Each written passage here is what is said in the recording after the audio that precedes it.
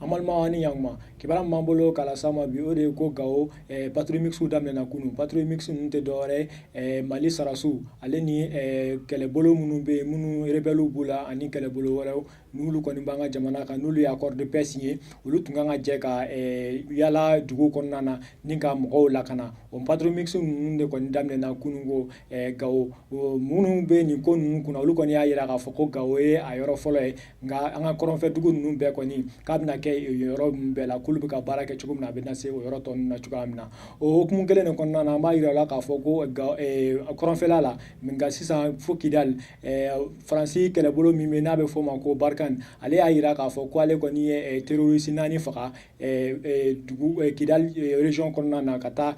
Algérie dans chef en fela nununa ulu koni ayira ka fo ko ni terroriste nani nuntunye malfa ku eksere chulula kulu koni sera ku faka walu sera ka malfa chama soro bolo ani malfa kisew yakina jigina amayira la ka fo ko nunu koni ya kuna foni di ko ulu koni sans temene ni o 2016 ulu ye terroriste keme ani biduru nyongana de faka ani uye malfa mine mi pezele metafo toni worola o temena ngwa ama yala ka fo fene ko arbi koronvela kelena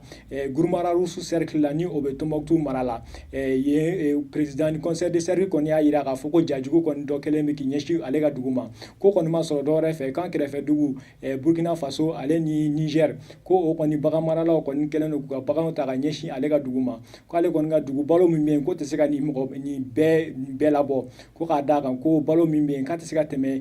klebinanga kono kon teme no kan kabina ko balo desem na gen wa jakoni ko kele o koni obeki obni kunda alega duguga ko o kun kona kale koni ba nyini jamana nyama ofe kuka ko cham ugulu kwa lulu deme chogo mina wala sa ni jain kana se ko de kada kan kulu mo be mina sisa ko kuka kolonse ani kana ni balo chama wala sa balo jami ulu ga sranye ko kana ke ko ka daga ko ni jain won kera ka be siga nan kololo chama ka daga ko abisiga nan kele ere yen kan ani duna munu na lembu garola o ni kuna fon not mabulo kala sama bi an chako kloma jola